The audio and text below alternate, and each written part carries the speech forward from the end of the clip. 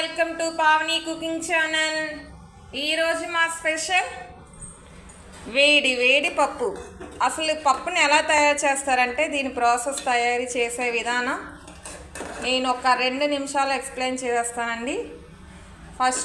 First మనం ఏం చేస్తామంటే ముందుగా తాలింపు పెట్టుకోవాలి. ఆవాలు, జీలకర్ర, శనగపప్పు, మినప్పప్పు, కరివేపాకు, ఇంకా ఎండుమిర్చి వేసుకొని వెల్లుల్లిపాయలు ఇవన్నీ, టమాటాలు కూడా ముందుగానే వేసుకోవాలండి. వేసుకొని బాగా కలుపుకున్న తర్వాత మనం ముందుగానే రెడీగా ఉడకబెట్టుకొని ఉంచుకున్న పప్పుని యాడ్ చేసుకోవాలి. యాడ్ చేసుకున్న తర్వాత ఉప్పు, కారం, తగినంత ఉప్పు తగినంత కారం వేసుకొని కొంచెం వాటర్ యాడ్ చేసుకొని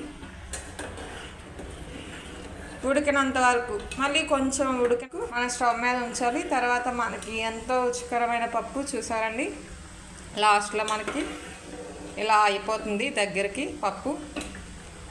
ఇంకా మనకి రుచికరమైన పప్పు రెడీ అయిపోయింది.